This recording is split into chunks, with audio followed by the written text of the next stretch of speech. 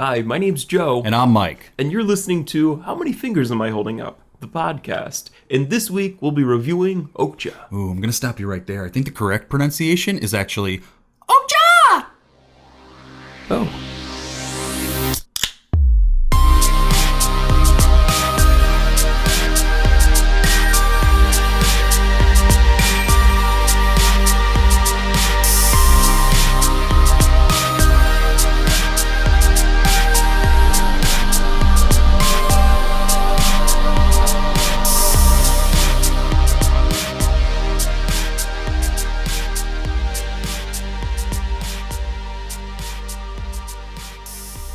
Hey everyone, and welcome to How Many Fingers Am I Holding Up, featuring two guys getting trumped and reviewing movies in a weekly podcast form. And thank you to Paul Hoffman on Facebook for that synonym suggestion. Paul, come join us. Paul, we're waiting. We're ready. It's very similar. We had another one from Joe Mano, I believe, that was trumped up. Trumped up. Not to be confused with trumped. Right. And Paul is only miles away from Trump. Yes. In the heart of the District of US Columbia. Paul, we're ready and willing. Mm-hmm. But this week, we're drinking Red Hook Pale. Yeah. American Pale Ale. So this is Red Hook's Pale Ale. Brewed by Red Hook Brewery. Established in Seattle, Washington. I think we've had two different Red Hooks at this point, and I think it's my obsession with Red Hook. That look at these bottles are so. They do look old school. Yeah, I really like the look of them. I like even the graphic design. Kind of looks very old school, very kind of like 80s camp-y kind of like. There's something about it that I'm always attracted to. I feel like it's rare. I've never seen Red Hook's Pale Ale, and I kind of just ran into it, and I got it. I don't know if you remember the taste of Red Hook. It's very unique, and when you taste their Pale Ale,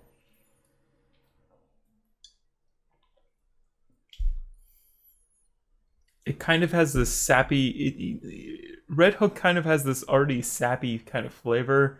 And then when it's pale ale, it's even kind of stronger.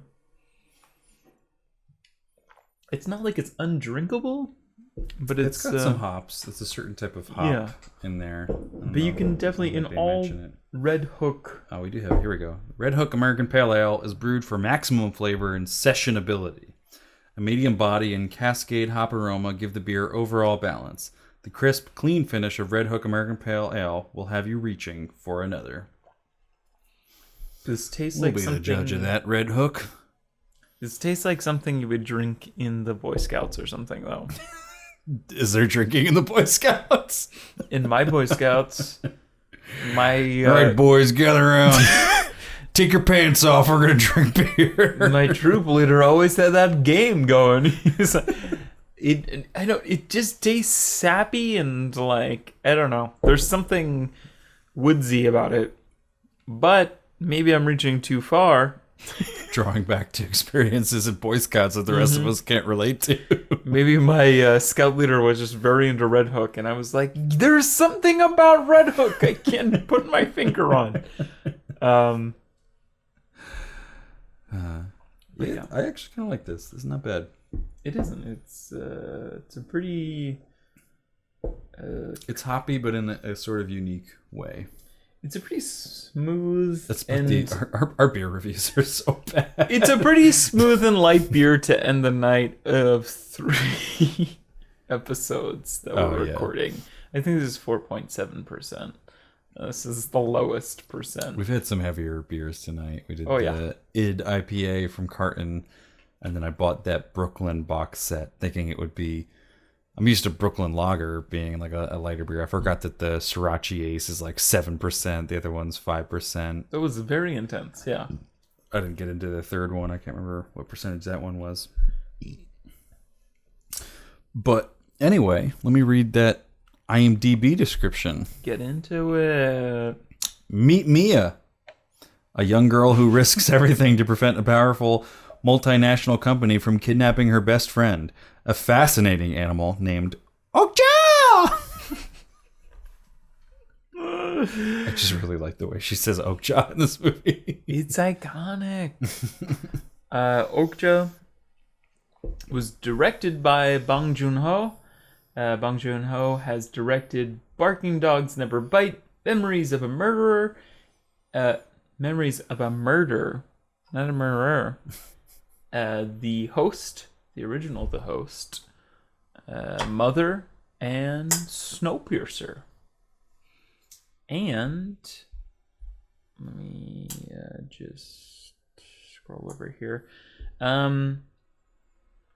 Basically, there's not a whole lot of Joe notes for Okja, but the film competed for the Palme d'Or in the main competition section at the 2017 Cannes Film Festival, and it was released on Netflix on June 28th, 2017.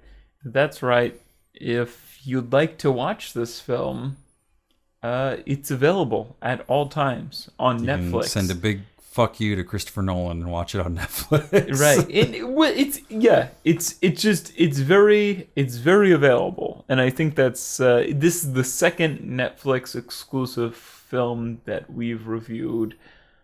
So yeah, it's just available to everybody out there.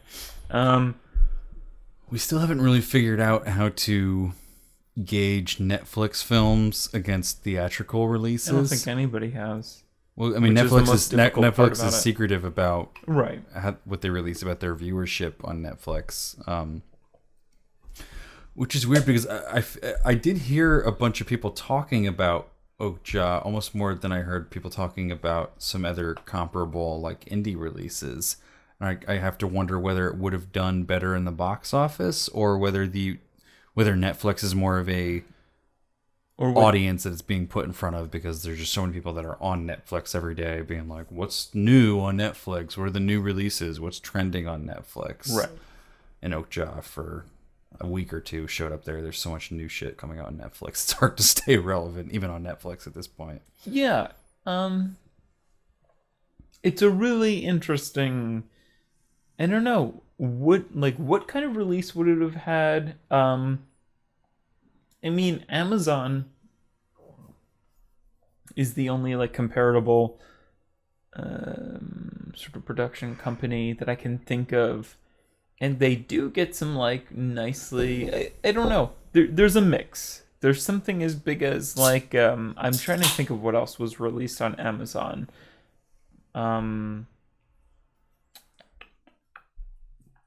There's like some really small indie films that don't do well in theaters that are on Amazon. Then there's what was the one that Casey Affleck was on? Manchester by the Sea. Yeah, Manchester by the Sea, which did pretty well in theaters, and I don't think like a lot of people would have gone right to like Amazon Prime to watch Manchester by the Sea. I think it did genuinely well in theaters.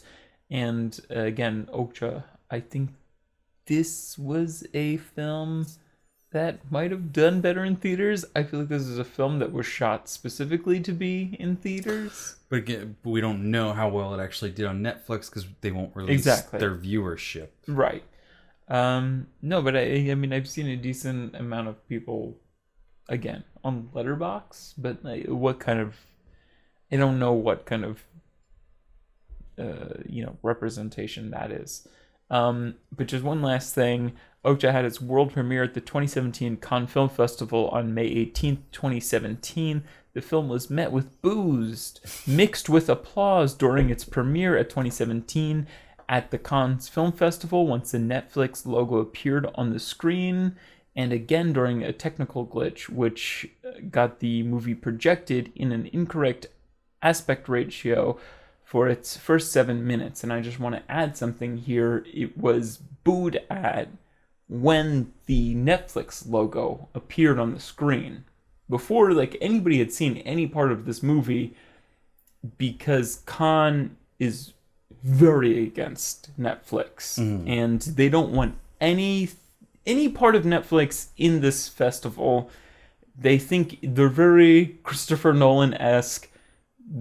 They're kind of like fuck anything that's kind of going to streaming. It's going to kill the art of just Seeing traditional, theaters, yeah. So there was a lot of boos, but again, I think this movie was good enough to garner applause and standing ovation at the end. I'll just read.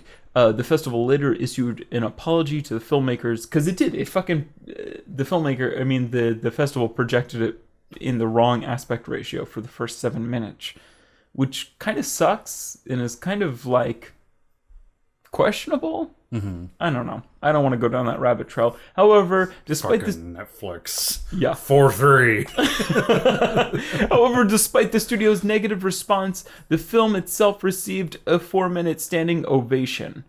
And again, the film was released on Netflix on June 28th, 2017, and received mostly positive reviews.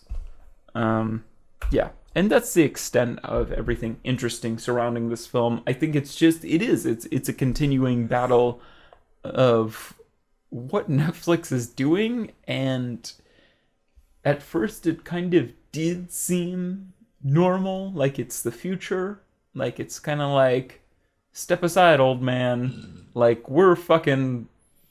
Movies are going to be released on Netflix. Like, movies are going to premiere on Netflix. And again, like we talked about last episode, now there's something like Movie Pass, which might resurrect the kind of, theaters. I don't know. So, analytically, there has to be more data for Netflix. Like, I believe there has to be more data for Netflix to make more money off of Okja premiering on Netflix. Instead of making us go out to theaters and pay $10, $12 to go see a movie, which is crazy, because that's where studios make all of their money, Well, I mean, I've read stuff that's about how Netflix is very secretive with their numbers, because if it were to turn out that Netflix wasn't having like good numbers, right, then they would have sort of less of a bargaining chip when it comes to studios giving them their shit. Because when it's kind of shrouded in mystery now, they can be like, oh, if your movie's on here, then 5 million people are gonna watch it because that's our average viewership for movies in this genre or whatever, right. But without like actually having that number out there, no one can cross-analyze it or actually confirm anything that Netflix is bringing to the table in any of these negotiations. Or I'm surprised numbers like that haven't been leaked. Not that I would expect people to leak it, but I mean, I've heard interviews even with somebody like Will Arnett who have kind of like, had numbers of, Arrested Development season 4 like in front of him to see, like an actual just straight up number and statistics in front of him. Sorry, I'm burping. Yeah, I don't know. It's really interesting. wait, so he saw numbers from Netflix, you're saying, or? Yes, I think everybody involved in a certain project has access to numbers that they're and what did he say about them compared to, I guess, when it was on Fox? I think he said they were lesser. Oh. Yeah. And I'm not really surprised by that, I guess, just because there's so much stuff on Netflix. My only case for like something like Okja is that like I don't know that it would have done better in theaters. Just because I don't think indie movies do terribly well in theaters now. Like I think the things that are saving theaters are sort of these big spectacle movies that you have to see in theaters because they're 3D or they're IMAX or they're Marvel, and they're these things that you want to see at midnight because you don't want to get spoiled for you in the next 2 weeks after, you know, Deadpool 2 comes out or whatever superhero movie is like the It movie for that week. I think you're correct. And I think you're also correct in when we were talking about Dunkirk during our Dunkirk episode, and Christopher Nolan was really reaming out Netflix and their sort of this model of releasing films straight to stream without going to theaters, And for some reason, I said Okja, just as an example. I don't think he ever specifically said Okja. And you were like, did he say Okja? Because I saw Okja. I mean, you saw Okja at this point, and you were like... I would hope I saw Okja at this right, point. yeah. And you were like, I think, like, it was meant... Like, it feels like it's meant for theaters, and I have to agree with that. Like, it's a pretty grand spectacle, Okja, and I don't... But in a way that doesn't translate on the small screen. Right. Yeah, exactly. And, yeah, I don't know. Like, I almost feel like this is exactly what Christopher Nolan had in mind.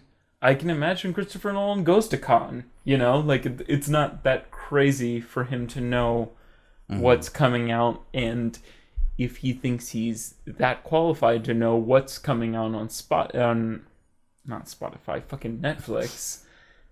It's the third episode of the night. Yeah, I don't know. I feel like literally people have said this in their review. This is the first film that's worth buying Netflix for. And I would agree with that, because I don't really... What film has Netflix done before this that has been worth buying Netflix for? Yeah, film-wise, I don't know. I feel Netflix is still more of a TV thing. I feel sort of the same way about this movie in terms of just speaking about like screen size and viewing experience as I do about kind of like Game of Thrones now, where like a lot of the episodes of Game of Thrones that I watch, I'm sort of underwhelmed, and I feel like I wouldn't be if I was watching it on like a big screen, because they're turning Game of Thrones into this like huge... I mean, I guess it always has been to an extent, but it was more political now, and now it's becoming very action oriented, because we're getting this realization of a lot of these storylines that have been dragged out for a long time. And it's a lot of action oriented, big spectacle battle scenes that just don't really translate if you're watching it on just kind of an average size TV with like, you know, my shitty $100 sound system that I have for like my TV. And like, if you're lucky enough to be someone with like a 60-inch TV and like a Sony like sound bar and really great, you know, setup for your home theater experience, it probably translates. But for a lot of us who are just kind of watching on an average TV setup for the average American, I don't think it really translates in the same way, and you're kind of left with like, well, now I wish I had the political stuff that we had in earlier Game of Thrones, because this big cinematic stuff is not really translating in the same way. And then with Okja, there's a lot of these stuff and like big musical montages and scenes that were like the cinematography, maybe it's really good, but it's hard to tell on this like smaller screens watching it on like Netflix. Yeah. And I won't shy away from the fact that I have a personal connection with watching certain things on Netflix literally on my phone. I mean, it's big, but it's not that big. We have the same phone.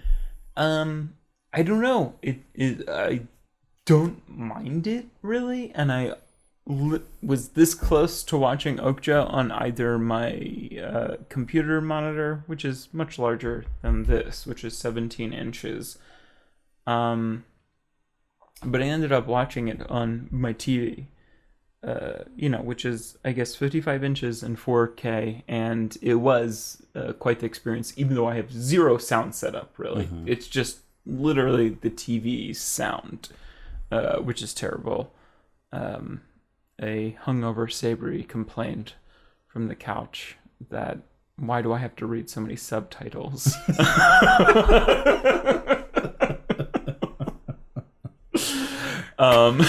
Critics raved, why do I have to read so many subtitles? She was like, why did you put on something I have to read so much? She's gonna kill me for saying that, but check out our review of Dunkirk for more of that classic Sabri wit.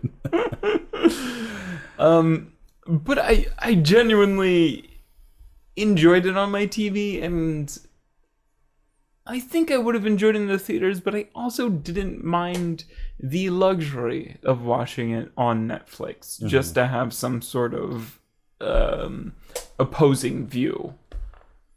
I don't know. It was nice that we didn't have to pay for this. It's nice that our viewers who are listening to this episode might pause this episode right now and go watch Okja and then return here. And yeah. I mean, I have to say, I don't think that watching it on Netflix ruined the movie, because I don't think I would have been that crazy about it had it been in theaters either. I think a lot of the problems I have with it don't have to do with the screen size or the theater experience, and have to do with writing flaws and just ideas that are in this movie that I'm not crazy about. Well, let's get into this film then. I mean, from a broad sense, I think I read a lot of reviews that compared it to E.T. or something. And I think it did take some sort of Spielberg mold and do something new with it. I think that's something that I like about Bong Joon-ho. I did see Snowpiercer. Mm-hmm. I haven't seen the original The Host. I haven't seen Mother or anything else that he's done. So I'm not like a huge proponent of, Bong Joon. But he's done.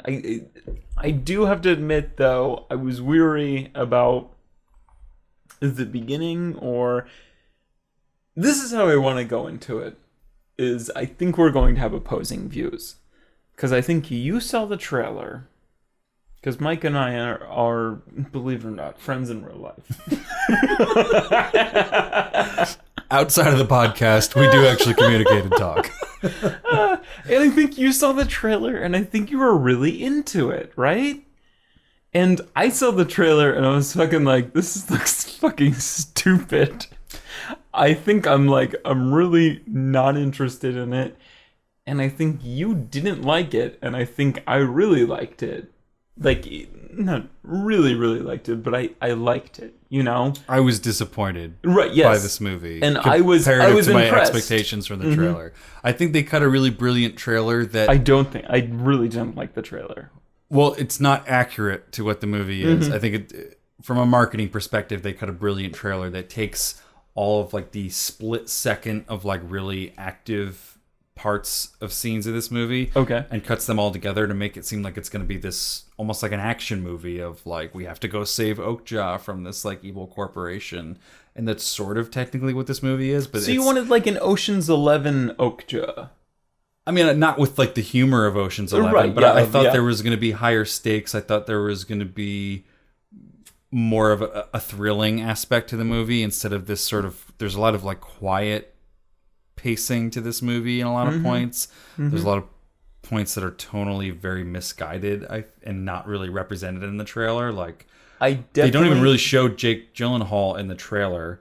So when he comes on screen in this movie, it's like a real fucking shock coming from the trailer. I definitely understand they don't... What did you say about the stakes of the movie? Like, there's not huge stakes really within this actual... The trailer, just because it's showing all these really intense... Like, it makes it seem like Miha is going to be like putting her life in danger. Like, they have the scene where she's like jumping through the glass in the trailer, and that's really effective in that trailer, because you're just like, god damn, she's probably jumping out of a window of a building to like escape people shooting at her, when in reality of the movie it's just like she's just jumping through this window so that she can go talk to this person about like where Okja might be at that point. Like, the stakes are lower in a lot of the scenes that seem like the stakes are going to be higher in the trailer. I mean, the stakes are still sort of high in the movie, but they're about things that you didn't think the stakes would be high. Like, it has more to do with sending this message about meat is murder, essentially, type message, and less to do with the people involved in this relationship between Miha and Okja than the trailer made it out to be. Just to start it off, I do love Miha, or at least the child actor that they picked to play her. I think that she has this certain fierceness that is required within the script.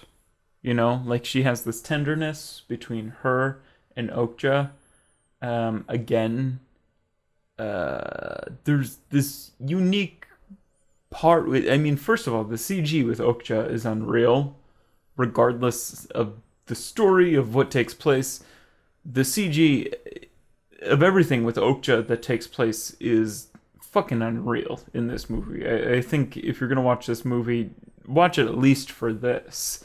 I think there's, I don't know if any other character has to interact with Okja like Miha does, or Mija, or whatever the fuck her name is. But I think it's very convincing, like these first 20 minutes that we have between her and Okja. And again, I think Bong Joon-ho, or whoever was in charge of casting, did a really great job casting her.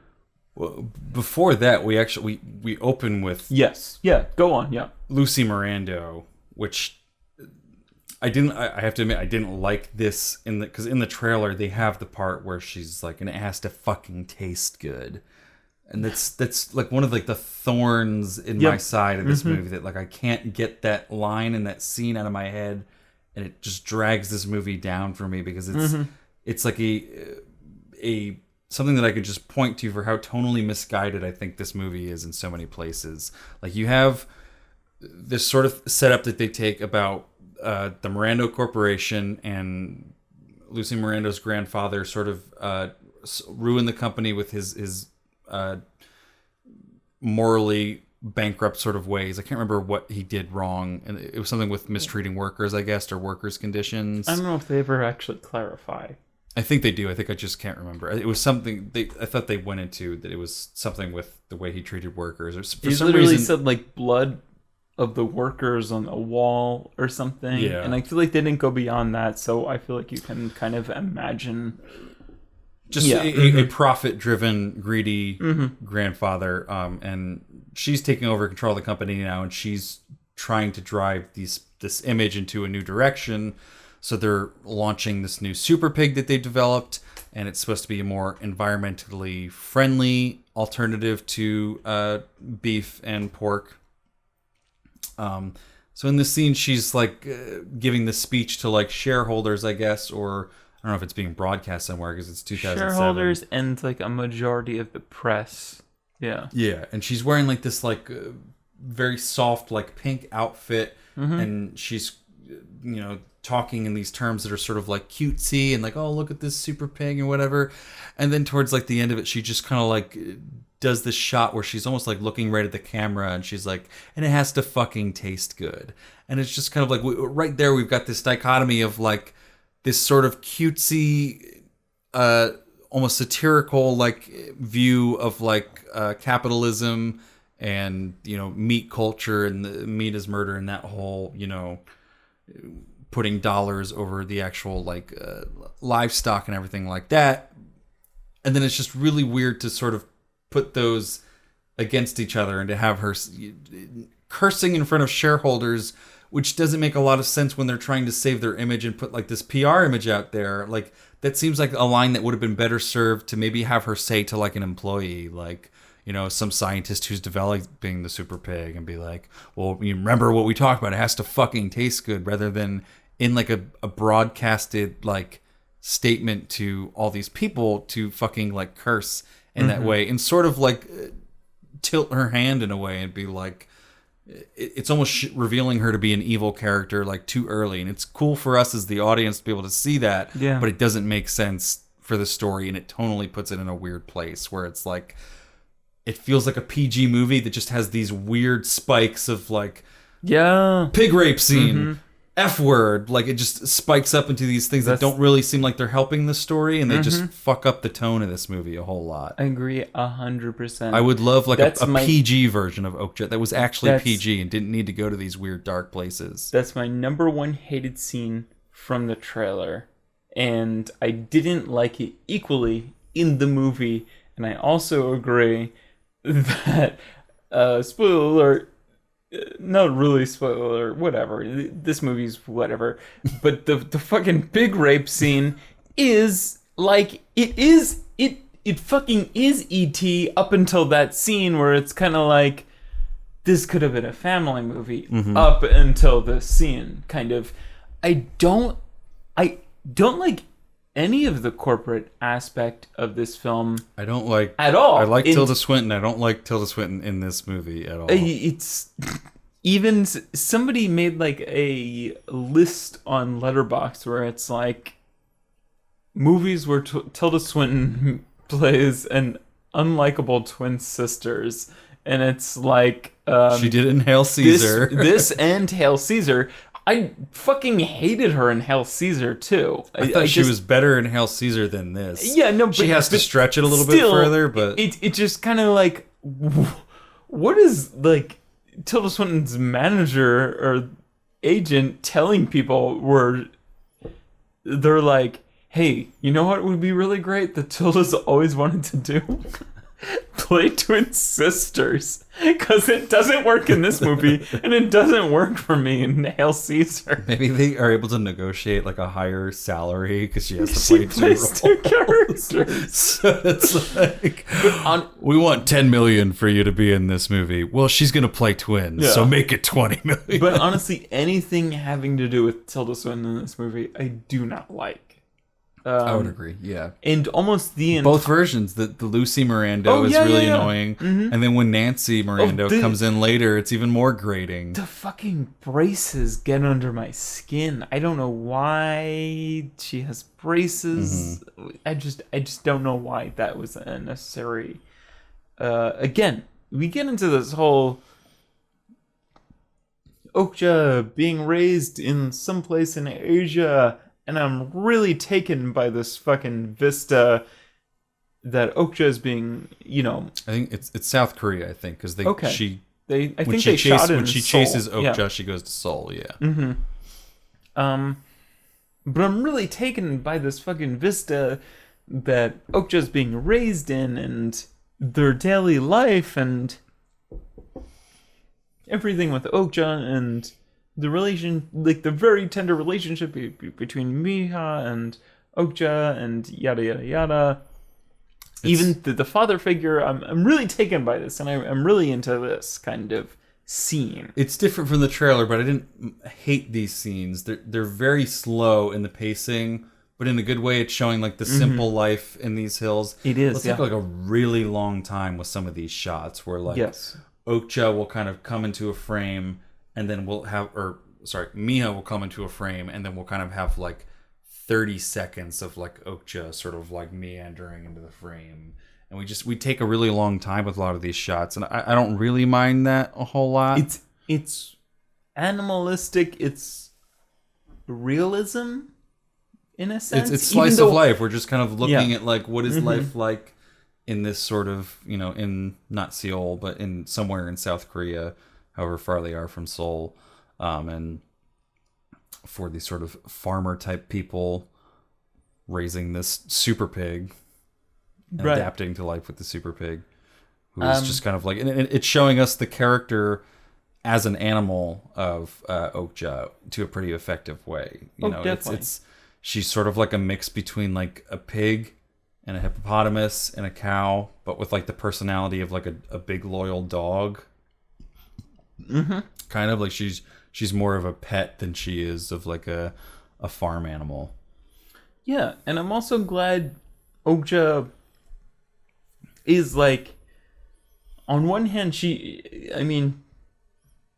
introduced as a pig, and I like this because of the bizarre relationship that we have with pigs in America. Like every high school science class in America is dissecting a pig fetus because of how anatomically similar they are to humans. You know, their organs are in all the same places.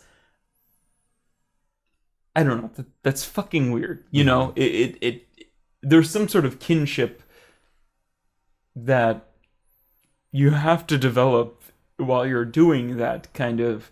And I also like that Okja doesn't really look like a pig, or doesn't like visually represent a pig, because it's this fictitious character that I think it allows people to build a relationship within the film without these sort of pre-existing, pigs are bacon, pigs are ham, pigs are whatever. She looks more like a hippopotamus than a pig. Oh, definitely. Yeah, that was my first thought.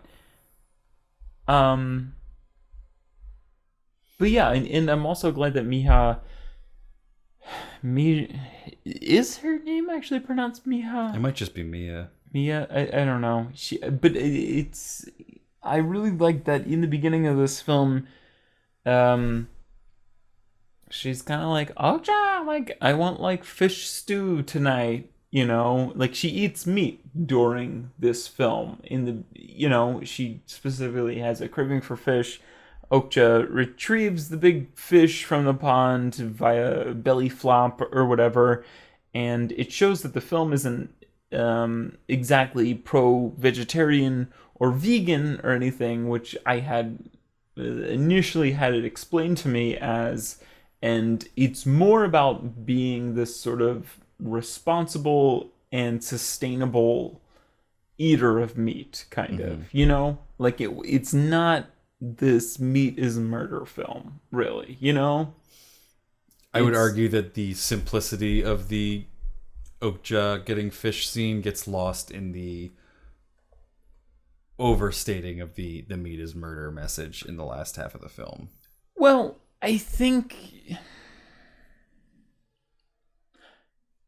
I can agree with that to some extent, that the message gets lost within this film, but I think ideally this film would like ideally this film would like you to believe that there is a sustainable and respectable way to eat meat. And I think GMOs get involved. I think animal cruelty gets involved. I think there's a message behind Okja doing a fucking cannonball in the river and a full-grown fish popping out and a baby fish popping out, and she takes the full-grown fish to be killed and throws the baby fish in the pond. I think there's some sort of meaning to that.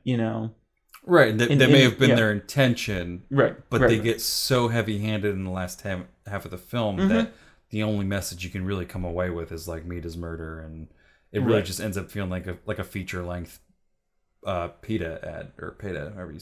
Why can I? No, it's PETA. Yeah. Why am I forgetting how to pronounce that? A pedophile. PETA ad. But let me do one more, and I don't know if this was intentional, but I think the film definitely evaluates, just going back into the whole pig thing, this film definitely evaluates the double standards of what we're okay with eating and what we're not okay with eating in America. Again, another thing that I don't know if this was intentional, but the main character is of Asian descent. And I feel like we Americans have a racial stereotype of like, Asian food restaurants serve dog and cat because it's their culture. It's like their cultural norm. And, that's what's wrong with those animals because they're pets and they're not food. And I feel like that's juxtaposed in this film because Miha has this very pet relationship with like a pig and everything. Again, this could change course during the rest of the film, though. And let's engage in the rest of the film. This is a minor complaint. Go for it.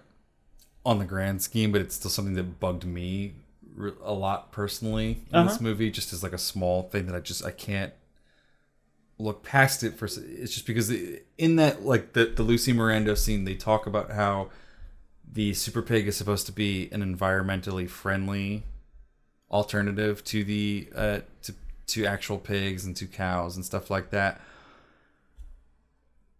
If that's the case,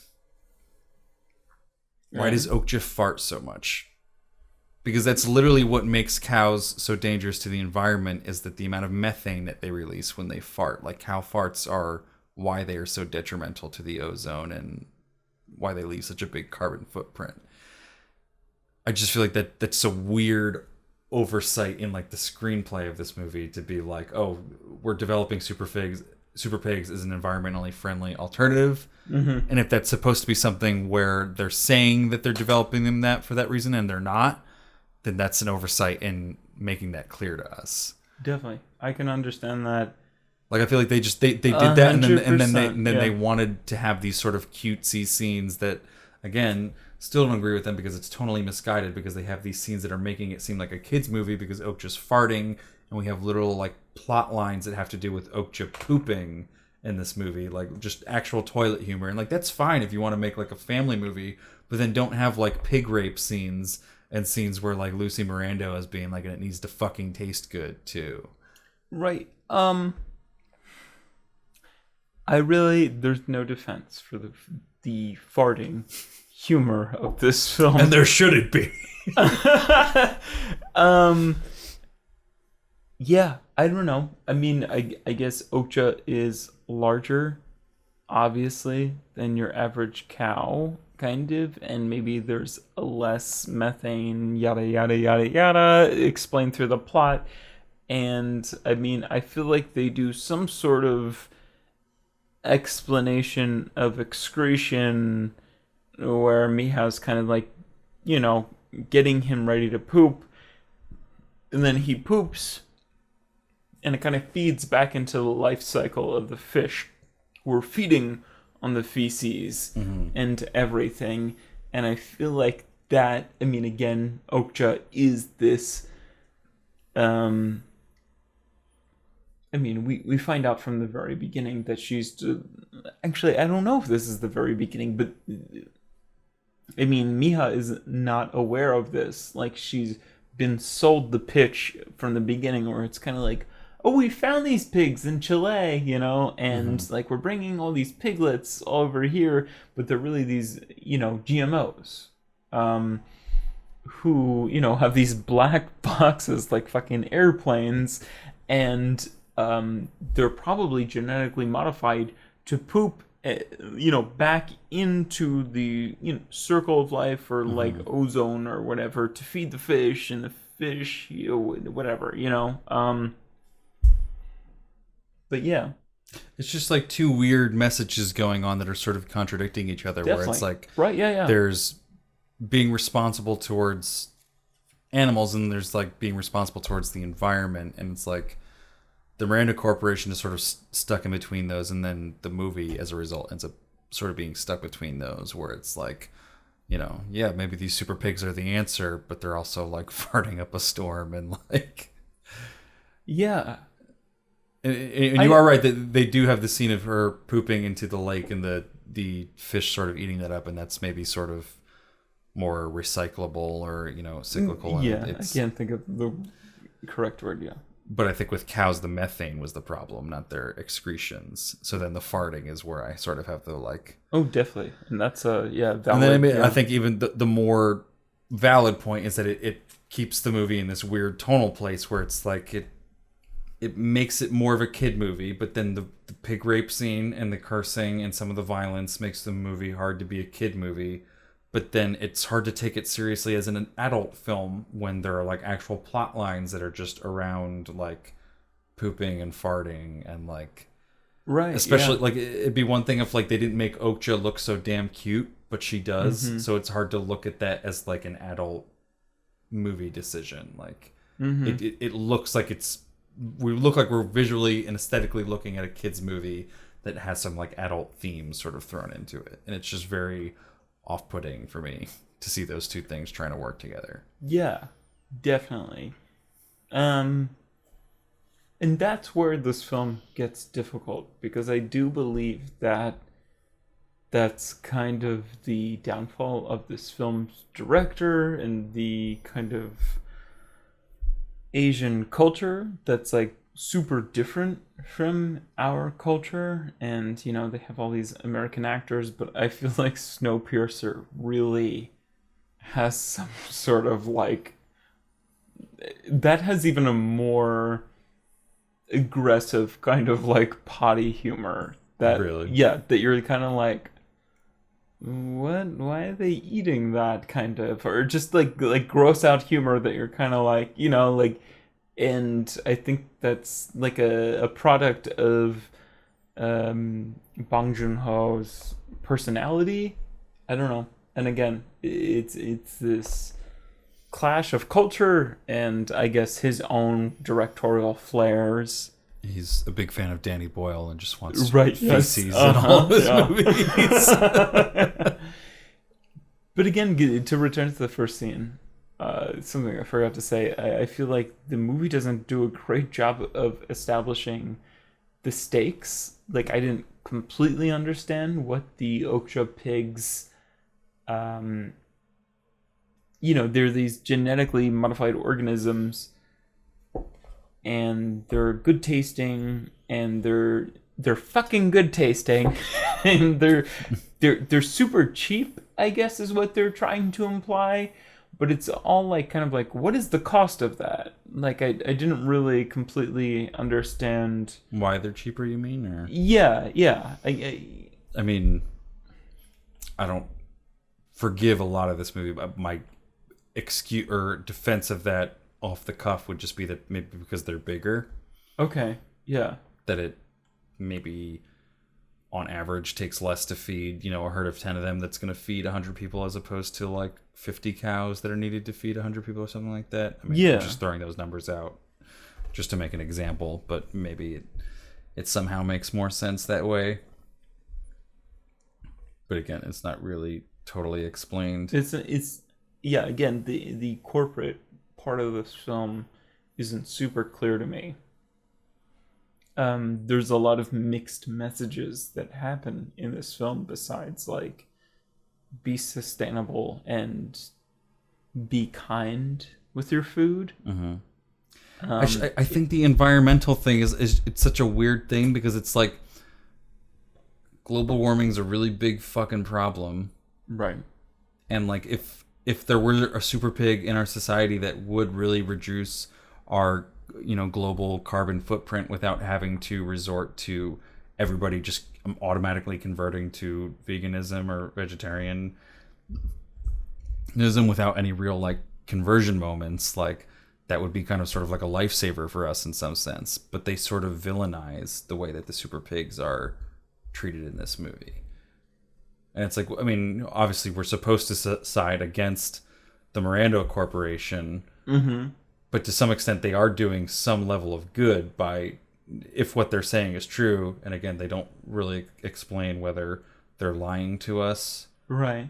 I mean, maybe that's the subtle message we're meant to get by the farting, and maybe that's why I'm so angered by it, is that the Miranda Corporation is lying and these pigs are not more environmentally friendly, but that's just a really muddy, confusing message. Yeah. It almost puts like vegetarianism and like responsible eating like above the environment in this, like the environment as a whole in this movie, and it's strange. Yeah, it's not the type of dichotomy you want to have between two ideals. Like it should have just been more like, we should have gotten rid of the I don't know why they had to mention that these are more environmentally friendly pigs. Why couldn't it just be that they taste better and they're cheaper? Like that would make more sense as a ideal to fight against, responsibly eating and caring for animals and, vegetarianism or just responsible meat eating. It is. I didn't even realize that they really kind of use that as a selling point. When this film really should have been about this sort of industrial complex of like meat companies, I feel like, more than environmentalism. Yeah. Because it feels weird to villainize someone that's making a sort of environmentally friendly choice. Right. Like, because there's no company right now that's willing to put out something that's more environmentally friendly to consumers that will be cheaper for them as an alternative, Right, obviously, it's going to make more money for the Miranda Corporation, but no one's like putting in the research to really pursue that as like a, something to put out there for us that costs cheaper and is going to benefit the environment. Right. Yeah. This is like the only tear I wanted to go on during the discussion of this film, but there's a scene at the end. I don't feel like this is really like a spoiler worthy movie. It just kind of is what it is. Where Okja is, walking,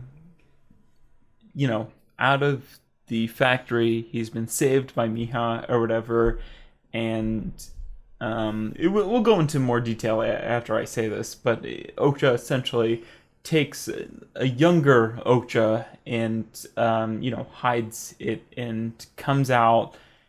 I'm getting off point, but basically Miha saves Okja, but that's not the point. There's a million Okjas that are going to be killed, and this scene reminds me of a Bojack Horseman episode titled Chickens, where they explore how their like anthro-animal world works in terms of its meat products and how it impacts the sentient animals of the same species. But basically they spend the entire episode trying to save this one chicken, and they do save her. Her name is Becky or something, from this fast food chain, and it feels like they've made a difference. And then in the last shot of the episode is someone changing like the marquee in front of the drive-thru of the fast food place from like 5 billion to 6 billion happily served, and it's very nihilist, but it's a very realistic view of every one Becky or Okja that is saved. There's billions that are being slaughtered.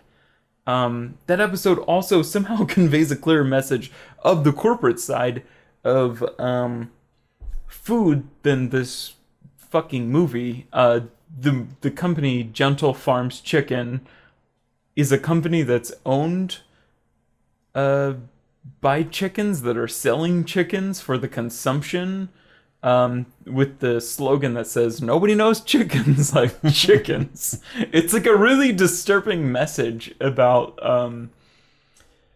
kind of it's us. It's like sentient beings selling out sentient beings for profit. And they have this whole thing where it's kind of like, oh, chickens are born and they're babies, and then they go to college, and then it's kind of like chickens are born, and then we inject them with something that changes them into like these like incapable like mentally understanding things, and yeah, they become food by the time they're college aged, kind of. And it's a very fucking, sorry, going off on a tear here, but I don't know why the fucking Emmys have never nominated Bojack Horseman. It's an incredibly intelligent show, and this is just one episode that does corporate food better than Okja does, and it's just, I highly recommend. Bojack has done a lot of things better than shows that take themselves very seriously. Yeah. Like I think Bojack Horseman has some of like the most realistic portrayals of just like depression and like self-sabotage in that show. Just like the way that Bojack always just makes the wrong decision because he knows he can kind of sort of blame it on his depression. And it's kind of like this cycle of like he's depressed because he makes bad decisions, and then he makes bad decisions and blames it on his depression, blah blah blah. There's just a lot that Bojack does really well and gets sort of not recognized as well for, because everyone's like, oh, Rick and Morty is the smartest show out there. Yeah.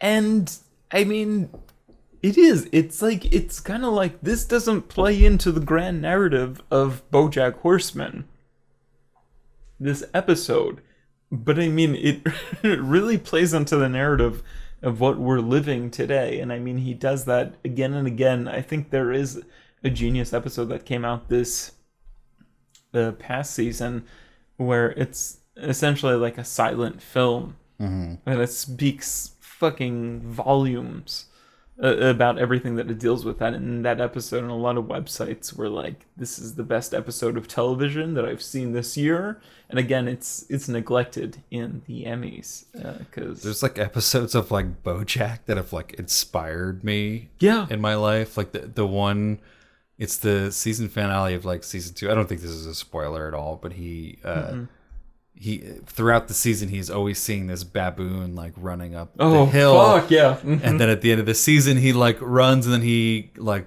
falls down, and the baboon's just like standing over them. I forget exactly what he says, but he's just kind of like, it's fine. You just have to keep going. Like the sort of the genius is just like, keep going. Essentially, he says it in a much more colloquial but poetic at the same time way, and it's just like a really genius scene that like almost brought me to tears watching it, even though it's a fucking animated comedy movie. Yeah, or TV show rather. And it is, and it's something that I think they're able to touch on.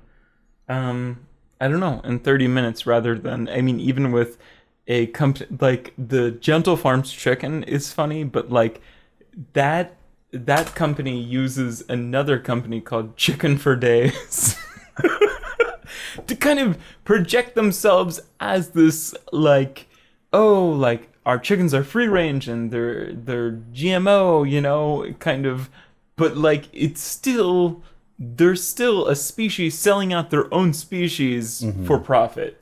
And it's kind of like Okja never really gets to that level, even though, yeah.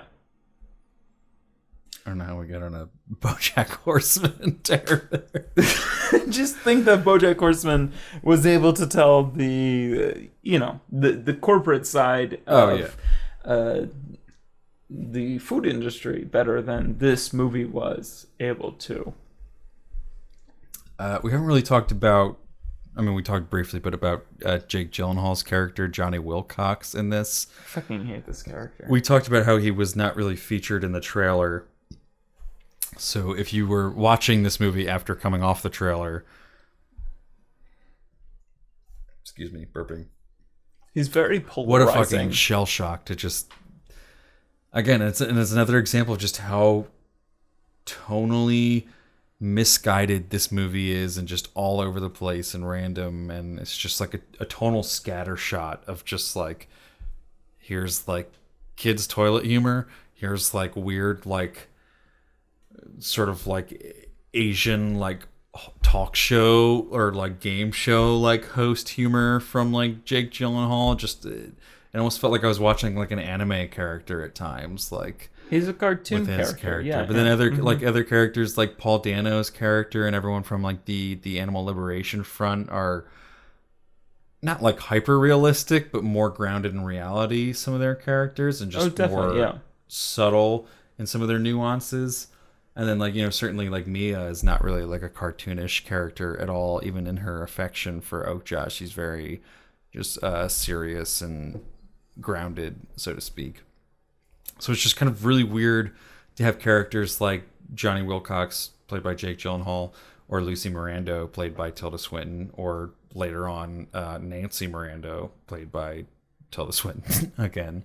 They're so ridiculously like cartoonish in a way that they take you out of the experience of this movie. Like there's a lot of, when you're just kind of in this like tonal ping pong of like, and here's this tone, and then here's this really adult scary scene, and then we're gonna go to like this farting scene, and then we're gonna go to Johnny Wilcox doing this weird accent and like just being like this crazy outlandish character, and then we're gonna go to like pig rape, and then we're gonna go to like some really cool like cinematography and like a musical montage scene. It's so all over the place that you never really settle on a feeling in this movie. Yeah, and to the point where I really officially decided I didn't like any of the corporate ongoings in this film,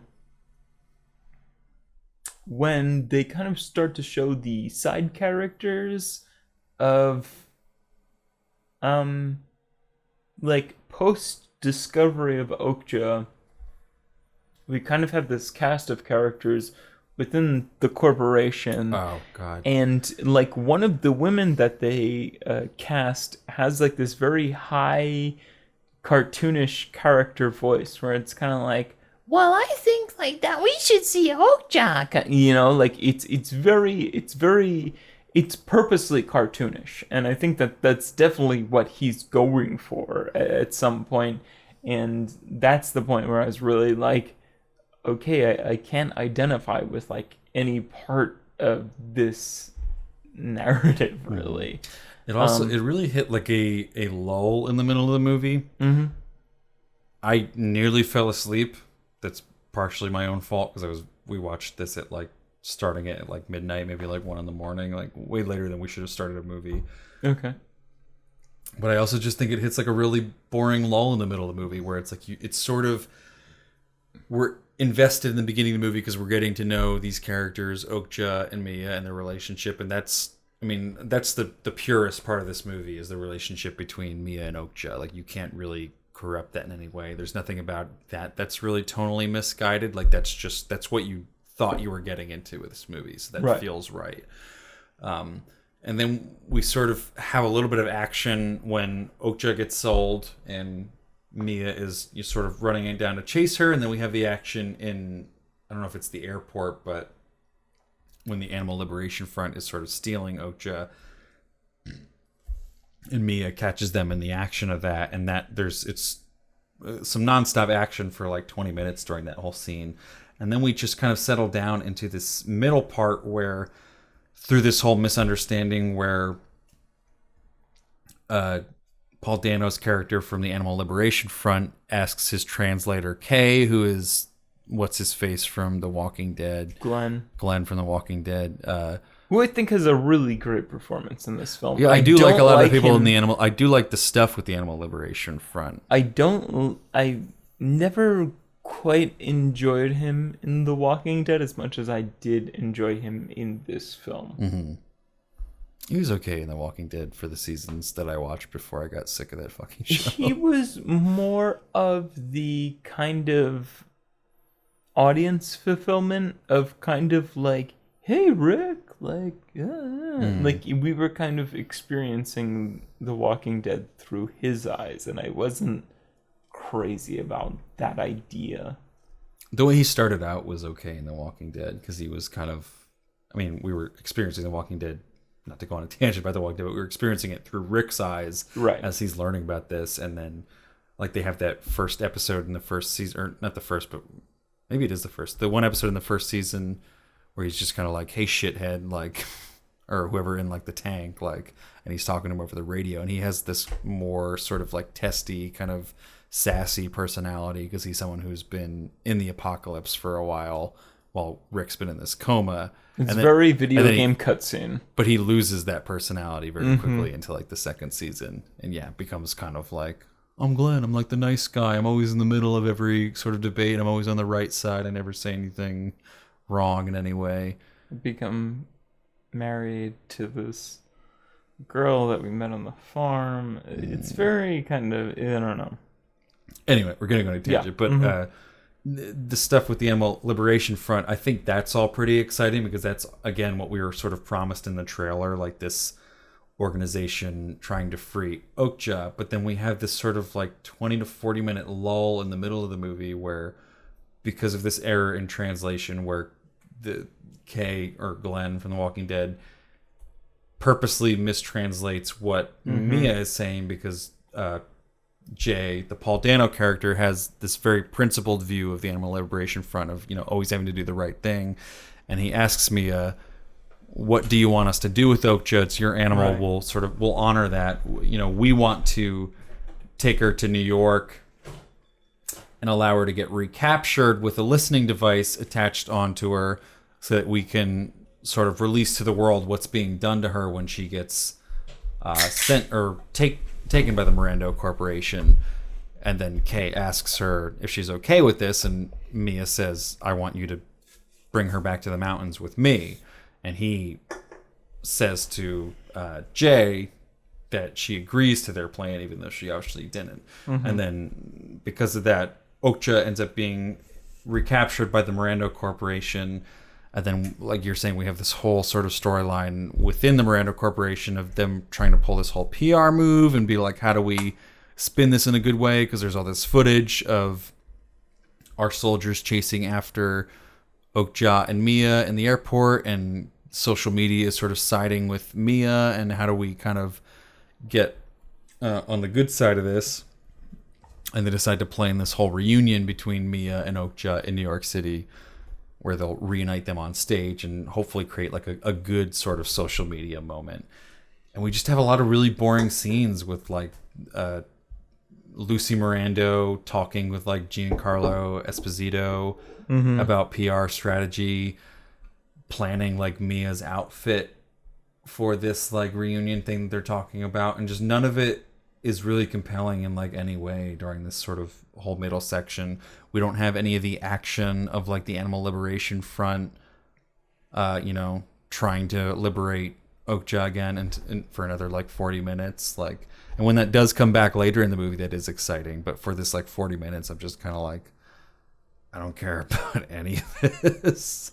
Can I say that some of the scenes with the Animal Liberation Front is like the hardest I've laughed at a movie this year.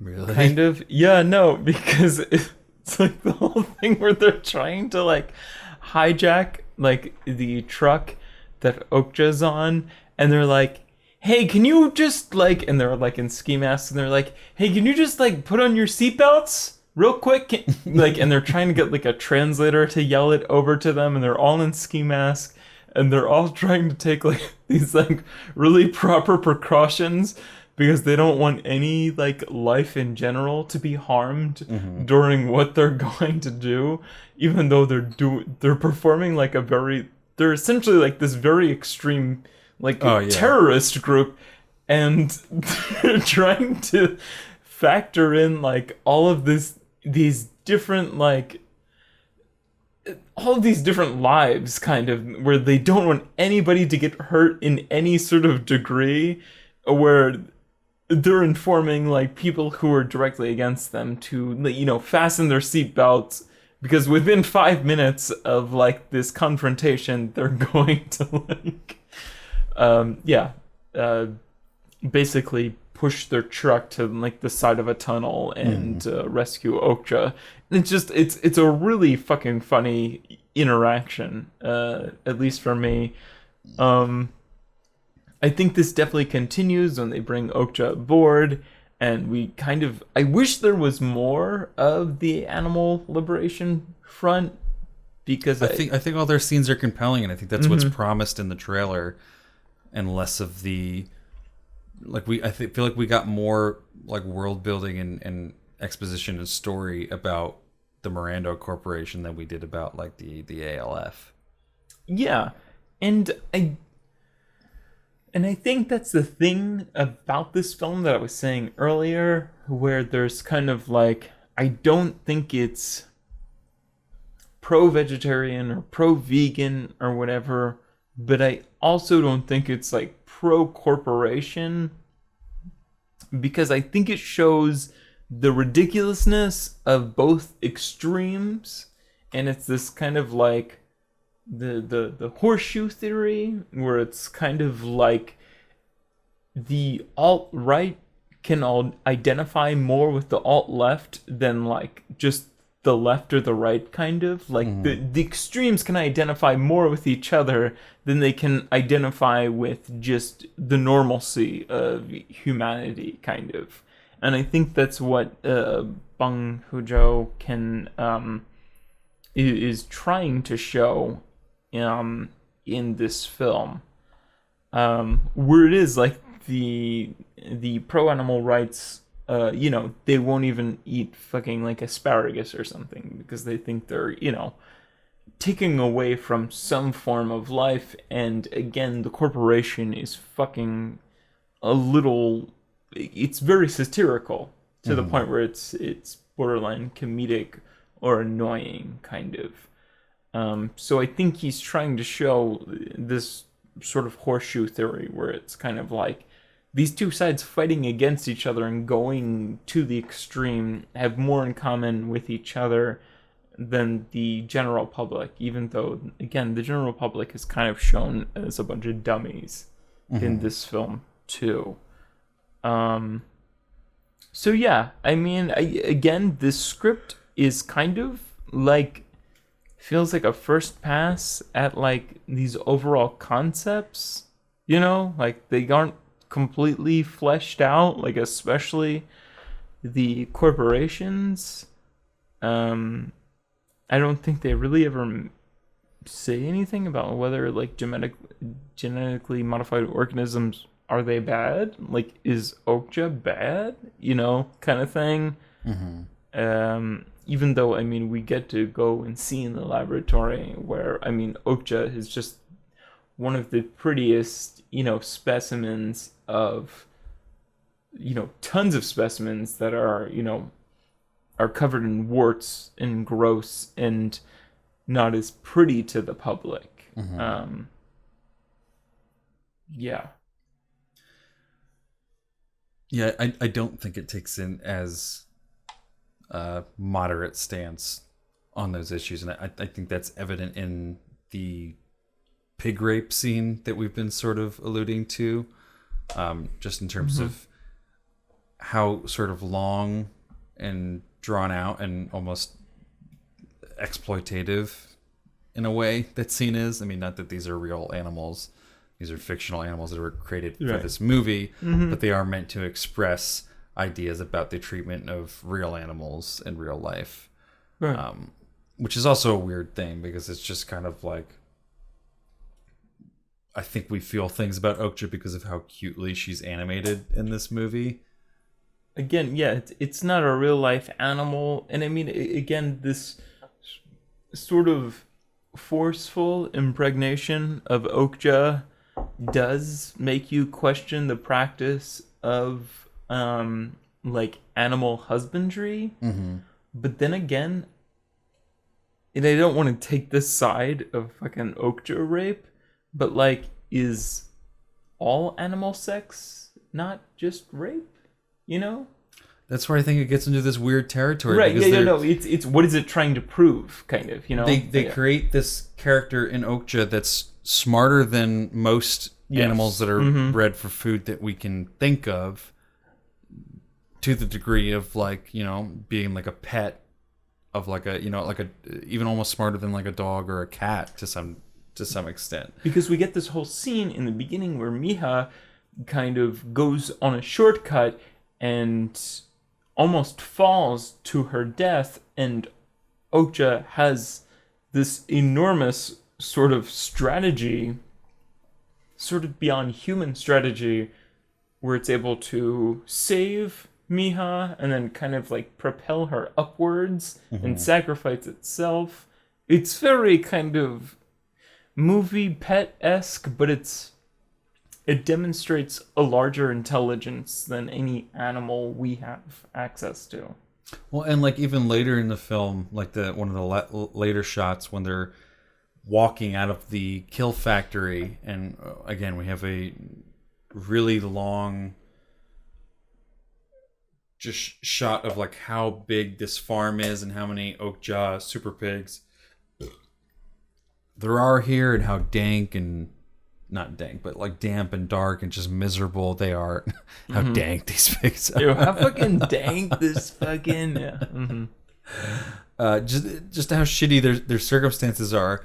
But then we have two of them that are sort of conscious and smart and knowing enough to push one of their own through the fence. A mother and father, knowing that they are leaving and they're going to take them to safety and look after them. Like, that's a pretty intelligent, conscious move for an animal to make. So they're portraying these animals as being way smarter than any animals that we really have a corollary for in real life to that degree.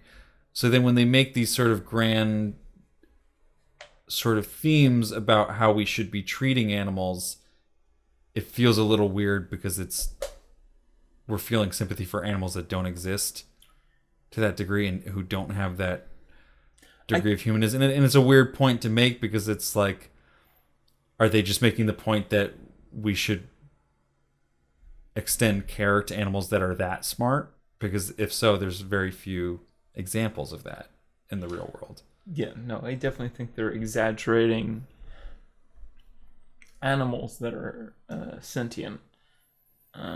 Like, I think only very recently, and I think we brought this up I brought this up on the Finding Dory episode, where it's kind of like the way we capture fish is like super not respectful of the way fish can feel and think, kind of. And I think they're exaggerating sentient animals in a way that can make people like us think of them like humans. Mm-hmm. Well, that was sort of the idea that I got from this, was that like animals are only worthy of care to the degree that they can relate to humans and serve right. It almost made the point of like, would Okja not be worthy of saving if she was just a cow or a pig? Right. Mm-hmm. And it's just a very confusing, sort of muddled message to make for like a almost pro-vegetarian, or at least pro-responsible meat-eating type film. Yeah. I get that, but I also get that it is a very metaphorical film. A film that is exaggerated even through humans, you know? Mm-hmm. I don't know. I mean, there's parts of this movie that don't work for me, but during this specific scene where where like the mom and dad Okja perform that, like that was a very turning scene for me. Like I definitely like cried during that scene, and Savory, who was too lazy to read subtitles during that scene, was definitely like crying too. I was definitely crying a lot harder because I cry during all movies. But it was definitely a turning point in this film, and this is coming from somebody who I don't really give a fuck about animals, you know? Like I'll eat animals kind of. I'll eat that fucking super pig. And this is coming from somebody who watched what is the documentary with Leonardo DiCaprio? I can't remember the name. The something.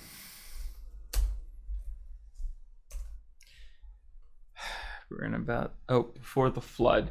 This is somebody who watched Before the Flood, and he talked about like the methane gas and the farting or whatever. And I said, like, I really don't fucking care about like future generations.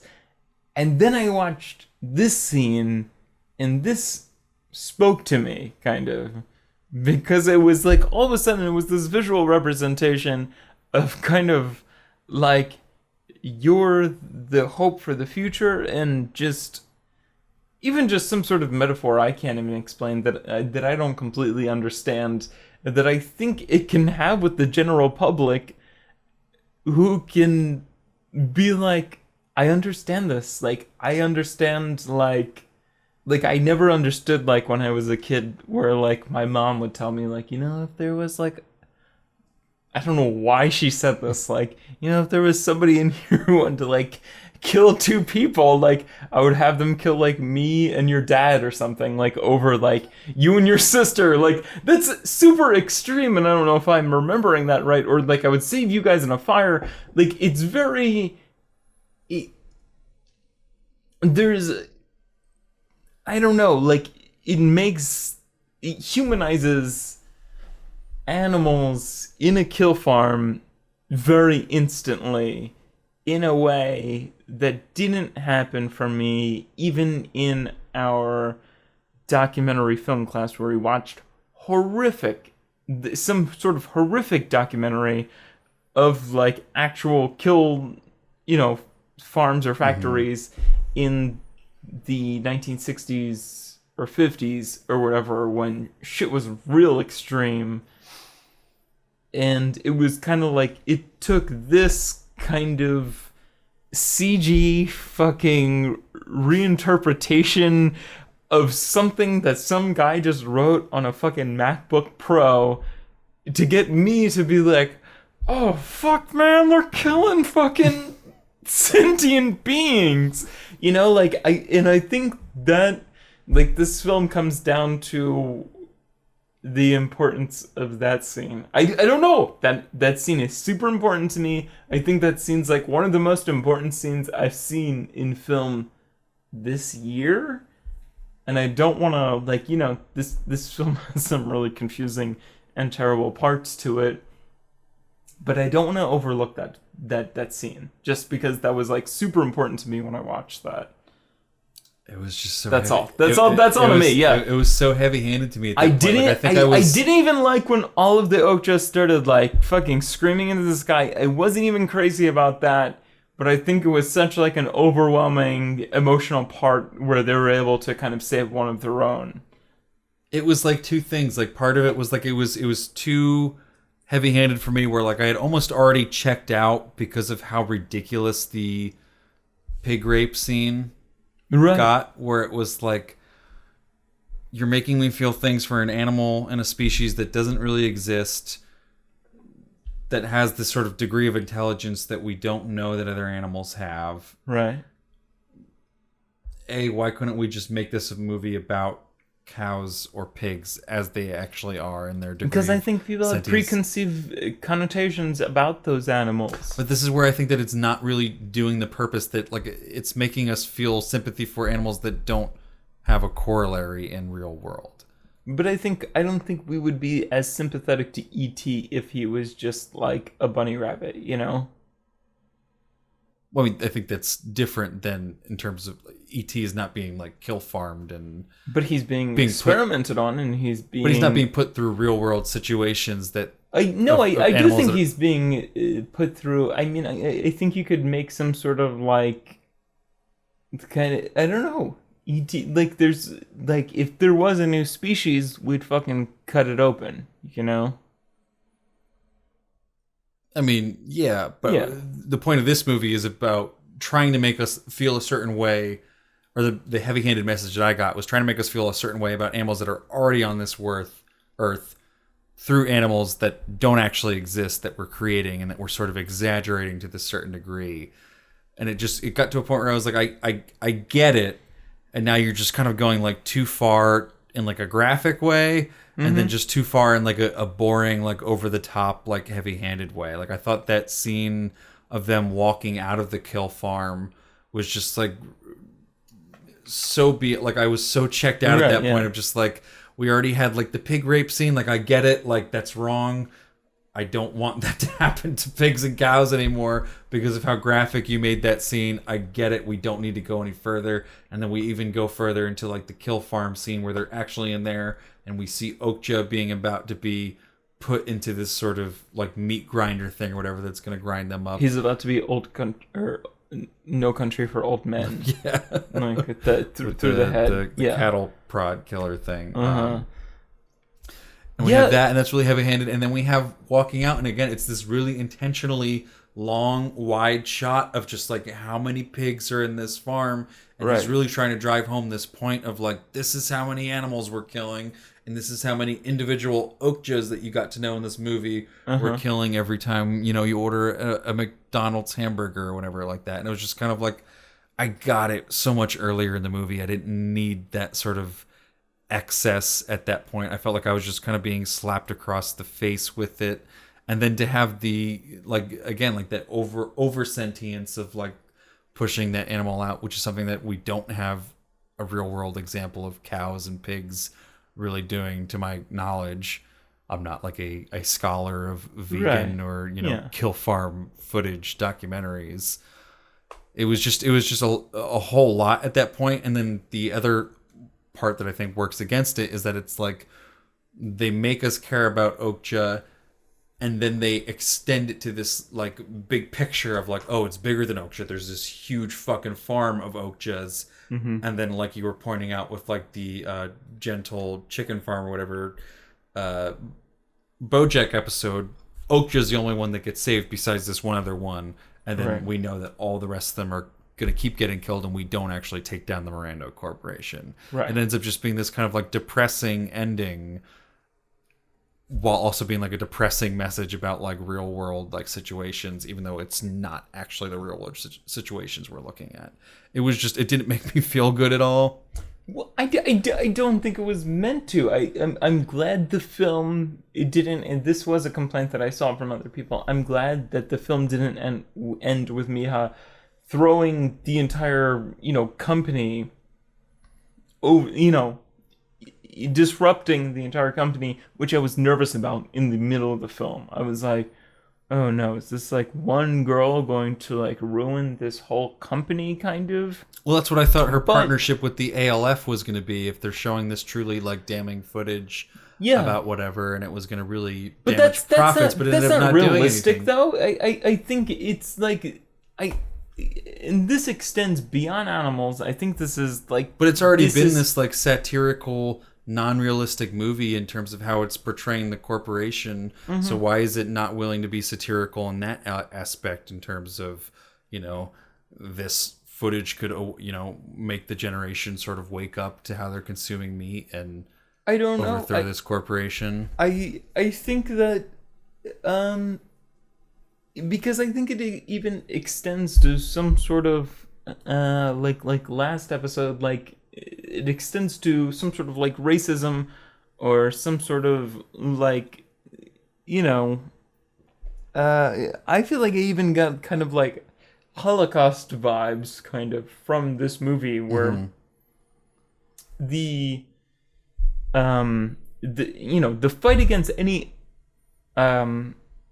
unethical justice doesn't end with the victory of any sort of like individual case, you know, and I think that's why this is a little more hopeful than kind of the Bojack episode, you know. But I also thought they were setting themselves up for something like that, and maybe that's why I'm a little more disappointed. Is like they were setting up this scenario where like they were trying to turn, before things got out about how they were treating super pigs, they were trying to turn Okja into this sort of animal celebrity of like, right, here's this beautiful super pig that we planted in South Korea 10 years ago, and now she's grown up into this really visually pleasing sort of mascot for our company. And I thought when they showed how Okja was being treated, that was going to sort of be the public turning on them and being like, how could you do this to our Okja, our mascot, you know, our this beautiful pig that you had sort of gotten us to fall in love with, the audience and the general public of Okja the movie, and then that would sort of, like we did, help us turn against Mirando. I mean, we were already turned against them, but I don't think, because they even start sort of like fucking rioting after like that the footage comes out in that one scene. I think they start writing, but I also think there's like these scenes of like, even when the like animal extremist group is like holding like the like Macy's Day Parade balloon, and everybody else who's holding like the rope is kind of like, have you tried this jerky? It's fucking incredible. It's like the best thing I've ever tasted, kind of. And it is kind of like, you're going to have this, you know, Hillary-esque, like, I don't want to turn it into this, but it's kind of like, you know, it's kind of like there's a right decision, there's a wrong decision, and sometimes the wrong decision just keeps winning, you know? It's realistic. Like, I think that's realistic, and I think that's also satirical in a sense. It's kind of like this. And like it's shown through, there's like 4 or 5 different shots of somebody eating like the beef jerky, like the Okja beef jerky, and being like, this is incredible. I've never tasted anything like this. And I think it's pleasing. Again, she says in the beginning, it's going to be pleasing to the economy, where it's incredibly cheap, and it's going to feed people who, you know, don't have the means to be fucking vegetarian or vegan. I think there's also this kind of nihilist view of kind of like, I don't think we can make everybody, you know, like, I don't think the corporations will lose like this. It's kind of even like, I wasn't crazy at first about Miha throwing the golden pig at the CEO, and the CEO kind of like biting it, and then being like, all right, she can have Okja. It's very like, I didn't like that scene at first because I didn't feel like it fell in line with the character, but in the grand scheme of kind of like metaphors and everything, it was just kind of like, this is a thing being traded for life, And it's like the value of money in like our fucking capitalist society. It's kind of like this fucking gears are gonna keep fucking turning because we keep fucking. I mean, it's that, and it also just works in the level of like all this company cares about is money. So if you throw literal money at them in exchange for this pig, then like, yeah, why wouldn't she take the gold pig? Right. Which is, and I did like that. It was a nicer version of how when Okja got sold to the company by the grandpa, and he gives her the gold pig, and she's like, "This is not Okja. It's a gold pig." And then in the end, she uses that gold pig to buy back Okja, and that the gold pig means more to the Miranda Corporation than Okja itself does. I did like that sort of inversion there. What do you say we get into some fingers, or do you have more to discuss? No, I don't think there's. I think I've touched on most of it. I think it was really. I mean, I'll save it for my finger rating. So yeah, we can get into finger ratings. Rotten Tomatoes. Let's hear what they think. It's a cool website. What do they think? The film has an approval rating on Rotten Tomatoes of 86% based on 166 reviews with a weighted average of 7.5 out of 10. The site's critical consensus reads, Okja sees Bong Joon-ho, just Americanly butchered all of that. Okja sees Bong Joon-ho continuing to create defiantly eclectic entertainment and still hitting more than enough of his narrative targets in the midst of a tricky tonal juggling act.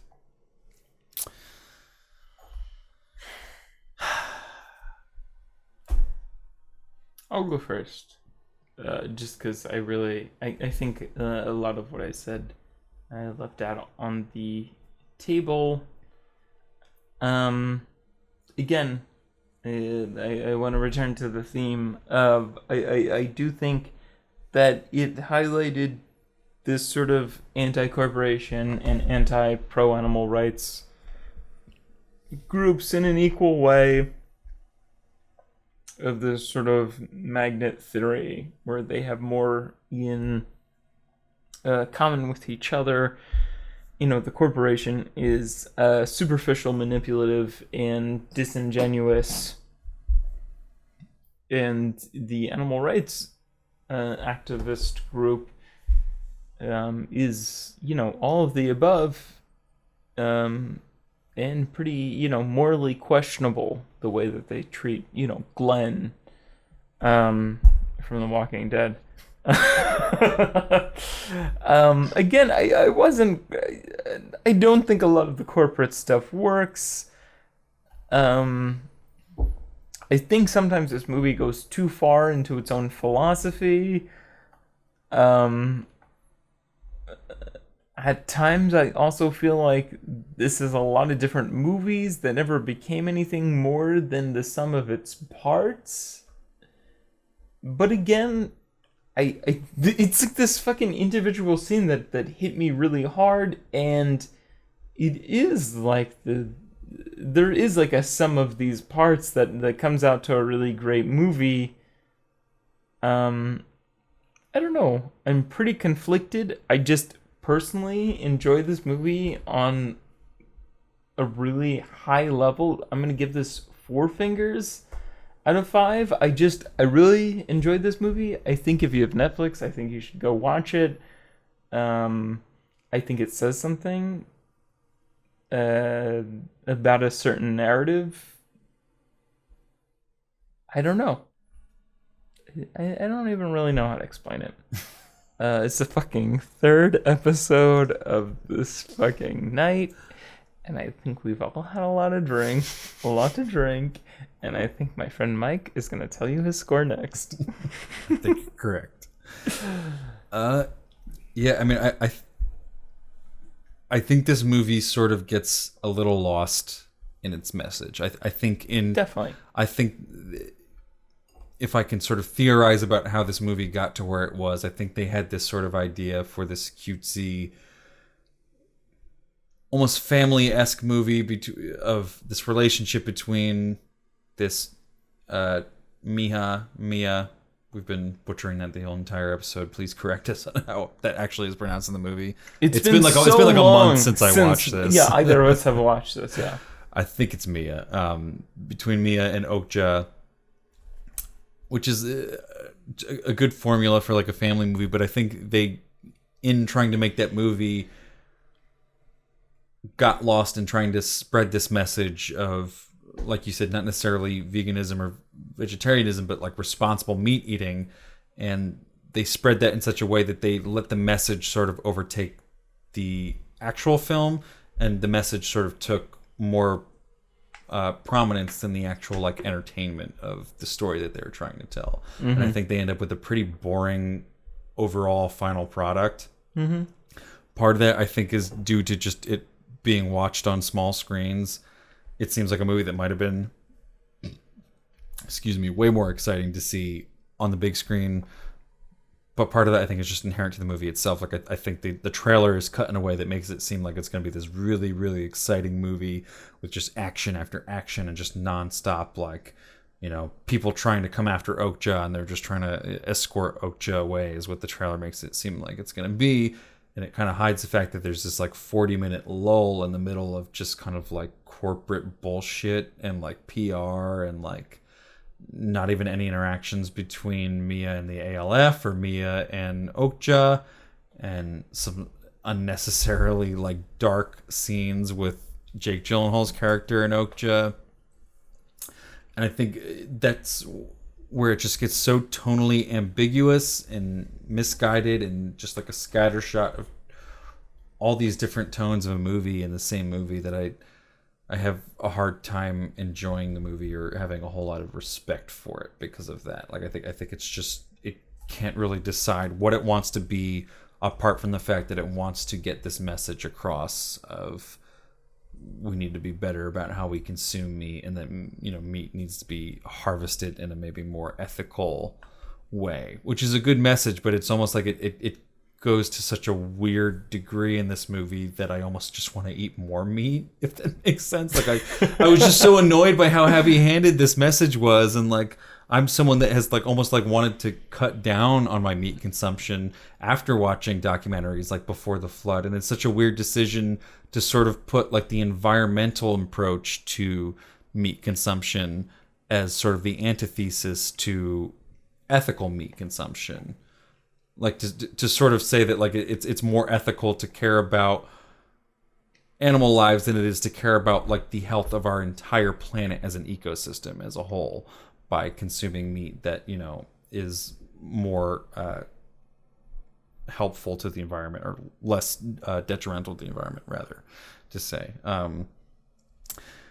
I think the Jake Gyllenhaal character and the Tilda Swinton characters are so detrimental to this movie, just in how cartoonish they are when compared to, like, I think Paul Dano gives a really good performance as Jay. Yeah. Like you said, I think horribly racist for not remembering his name, but Glenn from The Walking Dead gives a great performance. And then even the other two, just everything about the ALF I was really interested in. I thought a lot of the action is revolved around the people in the ALF.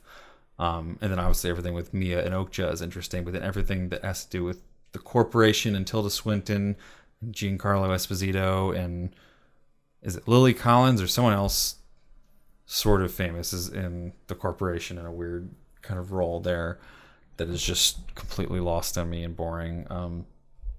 So I think this movie didn't really deliver on a lot of what I felt was promised in the trailer, and then it just kind of slapped me over the head with things that I didn't go into this movie expecting or wanting to be slapped over the head with. And I think it gets itself into a lot of weird ethical debates that it's like a satirical movie that's trying to portray a realistic portrait of the world. And I think those two ideas are at odds with each other too. Mm-hmm. Like you're going to make a satire where you exaggerate everything to the point of like comedy and hilarity, or you paint a realistic portrayal. If you try to do both in the same movie, it gets really muddy and confused. I feel like, you know, when you have like this weird like Miranda Corporation with like a CEO wearing like pink and like trying to portray this like cutesy like PR image, but saying stiff stuff like and it needs to fucking taste good too. Like those two things do not work together, much like a lot of dichotomies and ideas, contrarian ideas don't really work well in this movie. Mm-hmm. So I'm going to give it 1.5. Which is, I think, one of our largest wow, yeah, that's a valley disagreements in this movie. I had a hard time enjoying it on a personal level, and then even just trying to come at it from like an objective level, like outside of the fact that like I almost fell asleep in this movie. I just think there's a lot of poor choices made in just the conceptualization and writing of this movie. Yeah, I think that the 1.5 fingers I do give are just for, I think it's a visually pretty well made movie and it's pretty consistent in its visual tone, apart from the times when they're trying to be at odds with each other, visual tone of like, you know, the pinkness and the brightness of the corporate scenes, and then like the like green, moldy, disgusting like basement that Okja gets force bred in by Jake Gyllenhaal while he's drunk and sweaty, and just a really incredibly jarring scene. Can I even say that like the only scene that I really wanted to take out of this film is not even like the I mean, I don't even know what to like the animal husbandry scene or the forceful impregnation of Okja scene. Like that's the only scene I really would have taken out of this scene. No. I would keep that in this movie.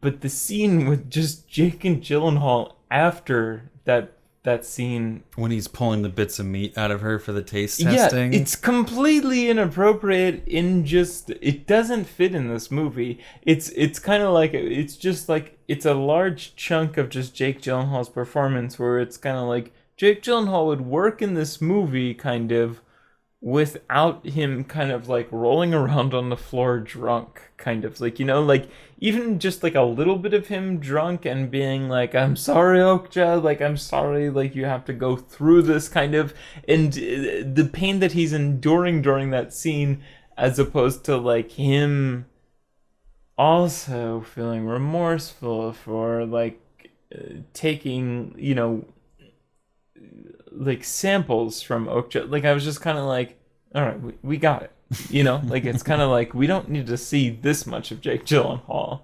Like, you know, like his characters are already like over the top, pretty. Yeah. It's kind of like he works in certain scenes, and in that scene it was kind of like maybe he like really put a lot of work into that, and they thought like maybe like we should keep this scene of Jake in here. Like it was, I don't know. I mean, that's kind of how I felt about the entire like epilogue of the movie in general. Was just kind of like, yeah, I got it. Like I understand what you're saying. Like I should eat less hamburgers and not support companies that treat their animals like this. Like we didn't need to go that far. Really, all you needed was like the forceful breeding scene. Or even get rid of that and just have like taking the samples of the whatever for the taste test, or again get rid of that. Like there's like 4 or 5 different like really hard to watch scenes, and we only needed maybe 2 of them. I didn't mind the like animal husbandry scene because it showed an extreme of the like animal rights group that was like, fuck, we were wrong, kind of like to put Okja through this, you know, in the, you know, to better, you know, whatever. Yeah, I don't know. I wonder if I watched it at midnight and you watched it at noon, we'd have different opinions. Did you watch it at noon? Yeah, I watched it at noon. Yeah, which is like 12-hour difference. Yeah, I don't know. I mean, I was ready to fall asleep once like the middle half of it started. I was into it for the first like 20-30 minutes, because I slowly losing interest as I started to realize it was not going to be the movie that the trailer sort of promised it would be. Right, because I was like disinterested at the beginning because I fucking hated the trailer, and then was slowly like gaining interest as the movie went into it. So it's just like a really interesting study of our two different opinions. That wide valley of different opinions, a 4 and a 1.5, will come to 2.75, rounding down to a 2.5. So it's right in the middle. That about makes sense. Yeah.